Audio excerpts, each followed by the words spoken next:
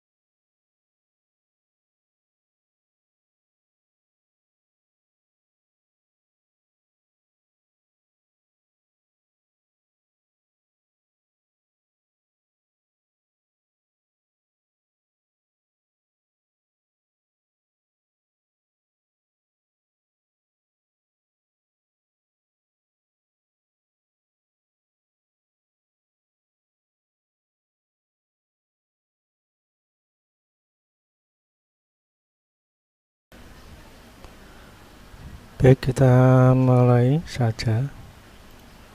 Di pertemuan ke-11 ini ya, kita akan membahas tentang dinamo controller dari motor kendaraan listrik ya. Jadi kalau kemarin kita membahas tentang aki dan dinamo controllernya, nah sekarang kita bahas tentang prinsip kerja dinamo controllernya ya.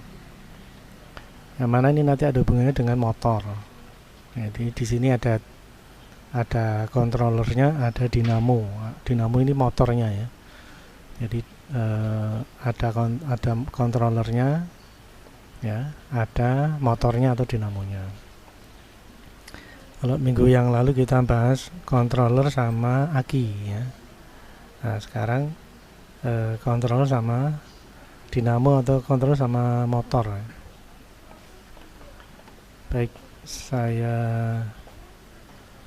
masuk ke materi saja. Nah, untuk masuk ke prinsip kerja dinamo controller gitu, kita mesti memahami dulu yang disebut pulse width modulation ya. Jadi kinerja motor itu dikendalikan dengan mengatur kecepatan ya. Nah kecepatan ini yang mengendalikan adalah modulasi pulsa. Modulasi itu berarti dirubah-rubah ya, ada pulsa yang dirubah-rubah untuk mengatur kecepatan motor. Nah ini perubahannya adalah bukan frekuensi, bukan amplitudo, tapi lebar ya, maka disebut dengan pulse width modulation atau merubah-rubah lebar pulsa atau bisa jadi gelombang ya. Jadi denyut atau gelombang atau pulsa boleh istilahnya, tapi intinya adalah frekuensinya tetap, amplitudenya tetap, tapi lebar gelombang, lebar pulsa, lebar denyut yang dirubah-rubah. Jadi modulasi itu artinya merubah-rubah. Kalau kita melihat yang ada di radio itu namanya frekuensi modulation ya. Jadi frekuensinya dirubah-rubah. Nah, kalau ini frekuensinya tetap, amplitudenya tetap, tapi lebar gelombangnya yang dirubah. Ya. Ada juga amplitudo modulation AM ya. Jadi ada AM, ada FM. Kalau FM itu frekuensi modulation yang dirubah-rubah frekuensinya. Kalau AM itu amplitude modulation yang dirubah-rubah amplitudenya. Nah, kalau pulse width modulation itu amplitudenya tetap, frekuensinya tetap, tapi lebar pulsanya yang dirubah-rubah. Nah, ini disebut dengan PWM, singkatannya ya. Pulse width modulation adalah salah satu teknik modulasi. Modulasi itu mengubah-ubah gelombang ya. Jadi itu merupakan salah satu bentuk cara untuk berkomunikasi dari satu bagian ke bagian, dari transmitter ke receiver dengan cara merubah-rubah ya. Merubah-rubah apanya, bisa jadi frekuensinya, bisa jadi amplitudenya, bisa jadi lebar pulsanya ya. Nah, yang kita pelajari hari ini adalah lebar pulsanya ya. Modulasi dengan mengubah-ubah lebar pulsa atau duty cycle, dan nilai amplitudo dan frekuensinya tetap ya. Nilai amplitudo itu ini ya, tingginya ini ya, tinggi tegangannya itu tetap, frekuensinya itu periodenya tetap. Kalau Anda lihat ini periode yang atas sama yang bawah, ini periodenya tetap, berarti frekuensinya tetap ya. Amplitudonya juga tetap, tegangannya tetap. Yang berbeda adalah lebar pulsa yang atas ini 25% dari keseluruhan gelombang ya. Kalau segini ini berarti separuh, 50%. Nah, kalau yang atas itu separuh dari 50%, jadi 25%. Kalau yang bawah itu 50 ditambah 25 ya. 50 ditambah 25 ya, akhirnya 75% duty cycle ya. Jadi bentuknya seperti ini. Jadi dirubah-rubah lebar pulsanya, frekuensinya tetap, amplitudenya tetap.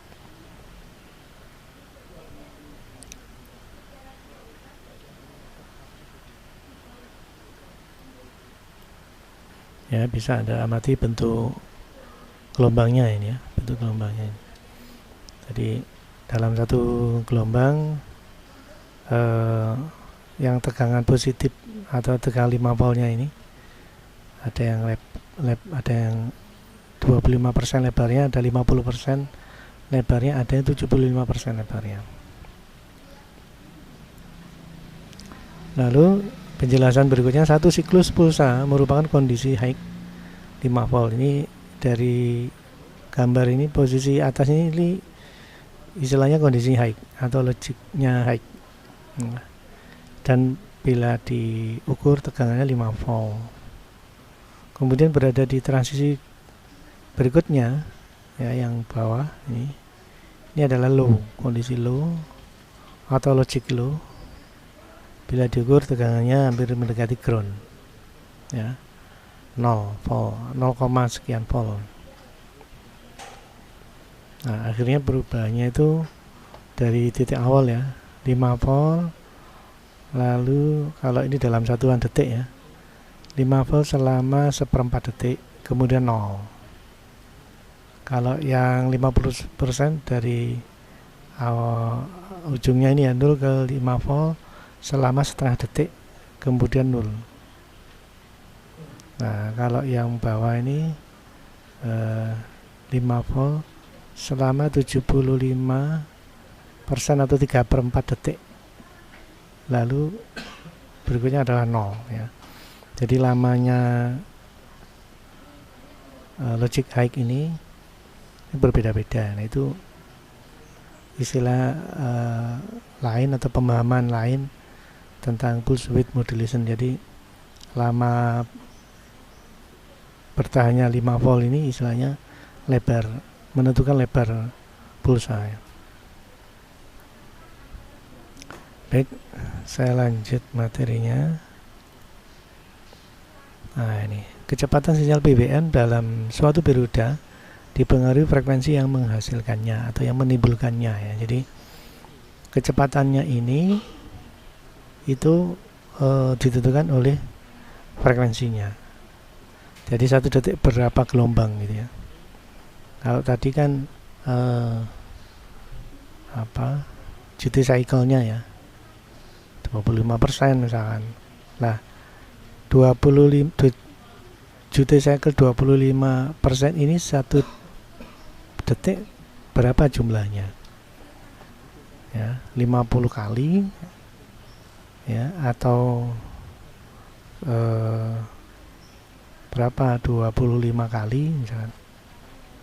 Kalau 50 kali per detik berarti 1/50 periodenya, 1/50 ya, 1/50. Jadi 1 detik 50 kali. Kalau 25 kali berarti 1 detiknya 25 gelombang atau 25 pulsa. Jadi hitung-hitungannya tetap 1 detiknya berapa pulsa atau gelombang yang dihasilkan, yaitu menentukan berapa frekuensi pulse width modulationnya. Penjelasannya ya, ini dari gambar ini tingginya 5 volt, duty cycle-nya 25%, periodenya di sini 20 milisecond atau 20/1000 ya, 20/1000 atau 1/50 ya, 20/1000 ya, 1/50, 1/50 itu periodenya ya. Ini 1/50 Hz. Time periode 1/50 Hz ya, atau time periodnya 20 mili detik ya. Lalu tegangan keluarannya duty cycle kali V input. V inputnya kan 5 volt, tapi kalau 25% berapa tegangannya? Berarti 25% kali 5 volt. Jadi 25%-nya dari 5 gitu ya. Jadi 25/100 kali 5 sama dengan 1,25 volt. Itu tegangan rata-ratanya ya.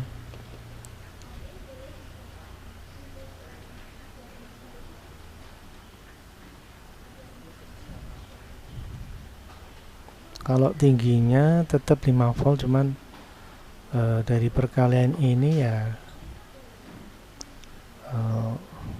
kurang lebihnya 1,25 volt. Yang jelas kalau ini 100% ya, berarti 100 dibagi 100 kan 1 kali 5 volt gitu ya, tinggi tegangannya 5 volt. Tapi kalau 25% berarti 25/100 kali 5 volt, kurang lebih 1,25 volt. Nah, kurang lebih seperti itu untuk pemahamannya ya. Kalau tingginya tetap 5 volt, tapi dengan cuma 25% dari satu gelombang ya, akhirnya tegangan rata-rata menjadi seperti itu ya, 25% kali 5 volt. Baik, kita lanjutkan lagi. Oh, ini brushless di sini. Nah, untuk bentuk gelombangnya ini coba saya tampilkan bentuk gelombangnya ya.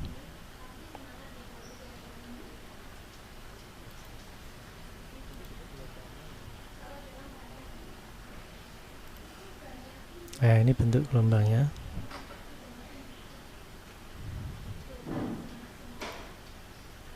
Nah, ini kalau Anda lihat, ini kan 1 duty cycle ya.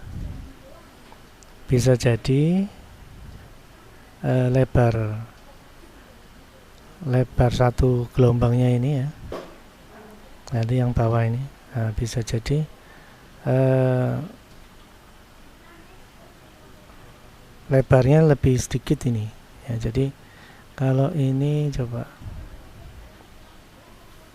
ini aja pakai ini ya, 1 2, ini satu periodenya ya, 1 2 3 4 5 6 ini mestinya satu garis lagi ini, 1 2 3 4 5 6 ya, 5 6 time per div istilahnya ya.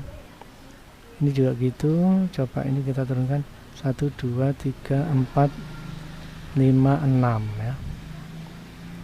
Nah, ini kalau atas itu 5 voltnya itu 1 2 3 4 5, yang satu itu low, kondisi low, yang 5 kondisi high.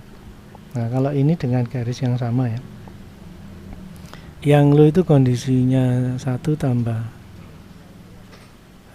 2 tambah ini 3, berarti 3. Low-nya itu 3, lalu kondisi high-nya 1, 2, 3.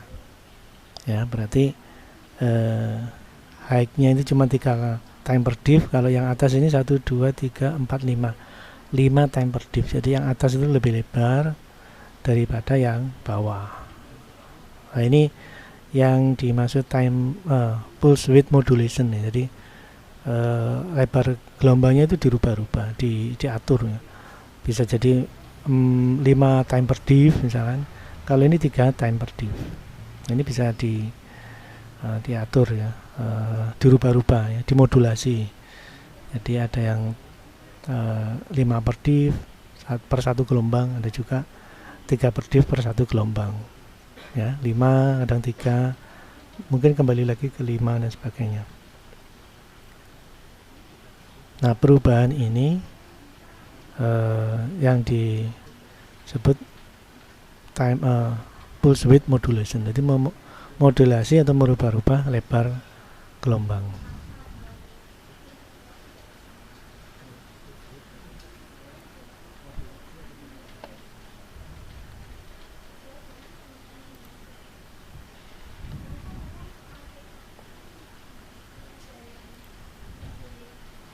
Baik, materinya saya lanjut lagi ya. Nah, ini sekarang kita sudah bahas pulse width modulation ya. Di sini posisinya nih, pulse width modulation ini akan menjadi input atau trigger kendali motor atau motor controllernya ya. Jadi BWM nanti masuk di sini. Nah, ini mengendalikan ini. Nah, posisi atau objek yang dikendalikan adalah motor ya. Nah, bila dilihat di diagramnya ya, ini ada 3 kumparan. Karena di sini ada 3 trigger ya, 3 pulsa atau 3 gelombang, maka semestinya yang dikendalikan ada 3 kumparan ya. Jadi satu motor 3 kumparan. Ya, di sini ada UVW ya, UVW ini ya. Fase U, fase V, fase W, winding itu kumparannya ya. Nah, di sini kalau Anda lihat ini kan 3 pasang ya. 1 atas, 1 bawah ya.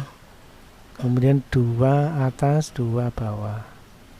3 ini ya, 3 atas, 3 bawah. Jadi ini kumparannya 1 pasang, 1 pasang, 1 pasang. Berarti 3 kumparan ya. Jadi ada 3 kumparan yang mau digerakkan. Lalu posisinya ini adalah stator ya.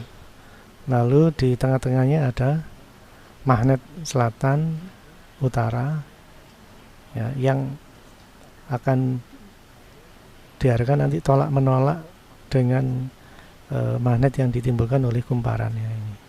Jadi kumparan ini kalau diberi tegangan menjadi magnet. Nah, diharapkan magnet kumparan ini tolak menolak dengan magnet permanen yang ada di rotor ya. Di sini ada rotor magnet. Nah, ini magnet permanennya. Ya, ini ada rotor magnet permanen, diharapkan tolak menolak dengan magnet kumparan yang diberi tegangan melalui trigger pulse width modulation ini. Diharapkan tolak menolak sehingga ada daya dorong. Tolak menolak itu berarti ada daya dorong.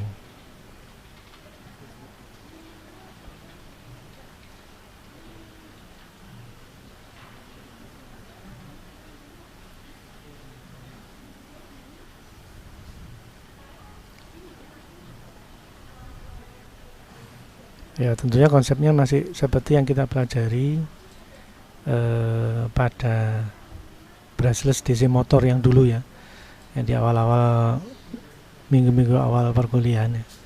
Di situ kan ada kumparan dan magnet permanen yang tolak menolak. Nah, magnet permanennya itu dari rotor, lalu magnet yang ditimbulkan karena tegangan ya dari stator. Nah, stator itu diam, rotor itu berputar. Jadi magnet permanennya yang nempel di bagian yang berputar. Baik, kita lanjutkan materinya. Nah, ini adalah roda dari kendaraan listrik yang di dalamnya itu ada magnet dan ada kumparan, ya, dimana magnet nempel di rotor atau bagian yang berputar, lalu kumparannya nempel di bagian stator yang nempel di bodi.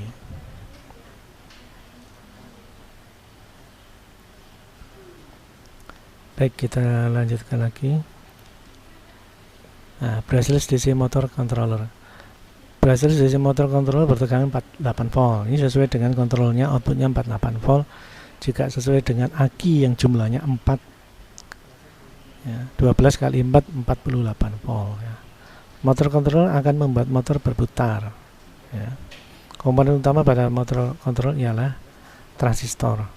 Ya, ini nanti sebagai switch atau sebagai saklar. Ya. Untuk dapat menggerakkan brushless DC motor sesuai kecepatan dan putaran yang diharapkan, maka menggunakan komponen transistor, semikonduktor, dan perangkat microcontroller. Nah, ini microcontroller ini yang mengendalikan pulsa atau pulse width modulation nanti. Microcontroller ini adalah yang memodulasi lebar pulsa. Jadi yang mengeluarkan pulse width modulationnya itu adalah microcontrollernya ini. Lalu yang menyalurkan ke motor itu melalui transistor semikonduktor. Ya. Jadi maksudnya bisa dikendalikan, ya, on off transistornya bisa diaktifkan gitu.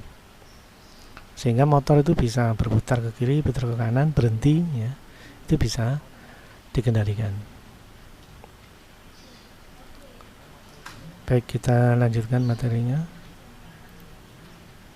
Nah, ini adalah diagramnya, ya. Jadi di sini ada motor yang isinya itu ada magnet permanen, ya. Jadi ini ada diagram kumparan A, B, C yang nempel di bodi atau di stator, lalu yang rotor yang berputar ini ada magnet permanennya. Nah, rotor ini kumparan yang menempel di stator ini dialirkan atau dialiri arus melalui transistor, ya, transistor, ya. Jadi ada yang dialirkan, ada yang tidak, sesuai dengan kendali motor DC, ya. Nih, nanti saya tunjukkan rangkaiannya. Nah, ini Anda lihat transistor ini dikendalikan on off-nya atau aktifnya menggunakan pulse width modulation. Ya, ini ada PWM 1, PWM 2, PWM 3, 4, ya, 5. Jadi nanti mana transistor yang aktif lebih lama, mana transistor yang aktif lebih cepatnya. Lama cepatnya itu mengatur kecepatan, mengatur arus yang mengalir di motor yang akan menimbulkan pengaruh pada kecepatan putaran motor. Nah, BWM-nya ini nanti dikendalikan oleh microcontroller. Baik, ini saya tunjukkan rangkaiannya, ya. Nah, ini saya menggunakan Proteus 8. Di situ ada motor yang sudah berputar ini, ya.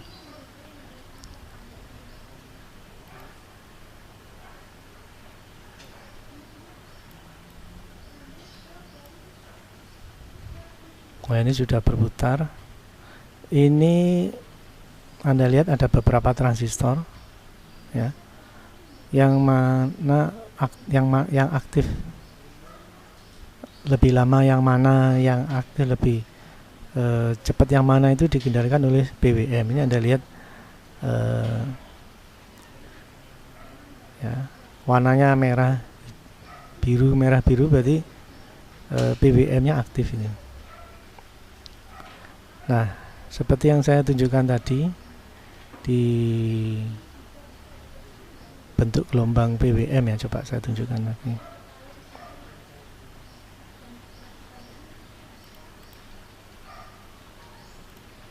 Nah, itu ya. Jadi ada yang lebih lama, ada yang lebih cepat, atau ada yang lebih lebar, ada yang lebih apa sedikit gelombang pertegangan positifnya. Itu nanti dihubungkan ke motor driver.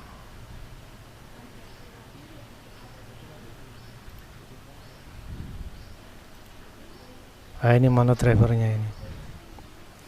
Nah, yang mengendalikan transistor ini adalah pulse width modulation yang diaktifkan oleh microcontroller. Nah, ini microcontrollernya.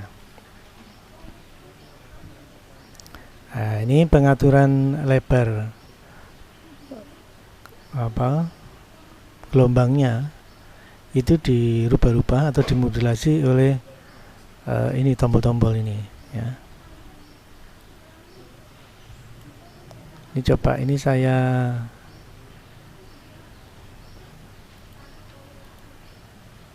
pelankan ya. Nah, ini berarti duty cycle-nya saya perkecil sehingga PWM-nya mengaktifkan sedikit transistor yang bisa dialiri arus sehingga motor berputar pelan. Nah, sekarang PWM-nya saya perlebar ya. Jadi kalau tadi 25%, nah sekarang 50% misalnya. Nah, ini 50%. Nah, berarti 50% itu berarti semakin banyak arus yang bisa dialirkan ke motor.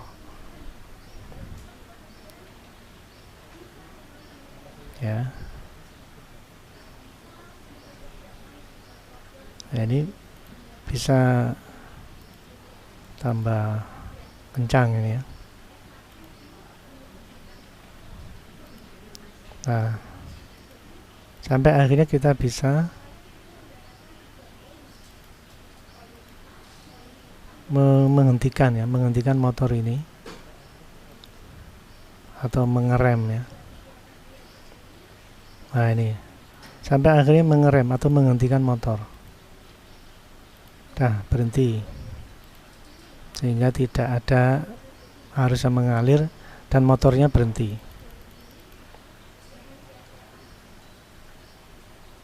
Kalau ingin memulai lagi atau menjalankan lagi, ya BWM-nya diaktifkan lagi untuk menambah arus yang mengalir pada motor dan motor berputar. Nah, ini pengaturannya itu menggunakan gas ya. Jadi membuka gas dan menutup gas. Nah, ini menurunkan putaran. Nah, ini jadi karena ini motor DC bisa mempercepat dan memperlambat itu dengan cara mengatur kendali motor drivernya.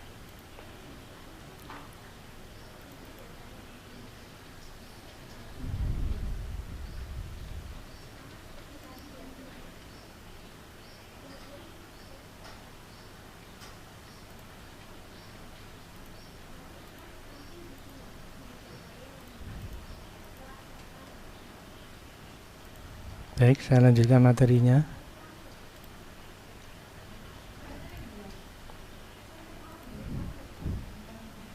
Nah, ini diagramnya, yang tadi itu rangkaiannya ya. Coba saya lanjutkan lagi. Nah, komponen utama pada brushless DC motor controller adalah bagian microcontroller ya. Tadi yang mengatur pulse width modulation-nya. Nah, pada mikro ini sudah terdapat program bagaimana mendriver MOSFET sesuai urutannya dan juga memiliki fitur-fitur lain seperti brake atau rem ya. Tadi kita bisa menghentikan motor dan juga bisa mempercepat motor ya. Jadi brake atau di rem, speed control berarti mempercepat ya. Dan mungkin ada LED indikator untuk mengetahui berapa kecepatannya. Baik, kita lanjutkan lagi. Nah, ini adalah rangkaian ya. Ini rangkaiannya. Di sini ada transistor ya. Ini sesuai gambar yang tadi ada banyak transistor. Nah, ini nanti dihubungkan ke motor ya. Kalau di pertemuan yang awal kita sudah belajar kendali motor DC ya. Nah, tapi ini sudah motornya arusnya besar sehingga transistornya sudah banyak ya, lebih dari satu. Ya. Dan juga komponen-komponennya juga semakin lengkap karena ada microcontrollernya untuk menghasilkan pulse width modulation yang diharapkan. Baik, kita lanjutkan. Nah, ini adalah bentuk dari dinamo controller ya. Jadi yang suplai ini adalah aki ya, kita sudah bahas minggu lalu. Nah, sekarang dinamo ini yang mensuplai atau mengendalikan motor yang hari ini kita bahas. Baik, kita lanjutkan. Nah, ini adalah sambungan kemana saja kontrol dinamo kontrol ini. Nah, ini ada 48 connect ya, on off nya dari sini ya. Brake ini berarti ngerem ya, ini juga brake, ini juga ngerem. Kemudian throttle itu gas kalau nggak salah ya. Di sini ada baterai ya, baterainya bisa nyambung di sini. Ini pengaturan kecepatan. Lalu motor fast, nah ini berarti sambungan ke motor ya. Ini nanti sambung ke motor. Nah, untuk minggu depan kita akan bahas konektivitas dari mulai 48 volt connect ini ya sampai baterai menjadi gambaran utuh sebuah kendaraan listrik ya, dimana gasnya, dimana startnya ya dan sebagainya. Itu mungkin saya persiapkan untuk minggu depan saja. Baik, saya kira itu yang bisa kita diskusikan hari ini. Semoga bermanfaat dan kita bisa lanjut di pertemuan berikutnya. Selamat siang, jaga kesehatan. Sekian, terima kasih.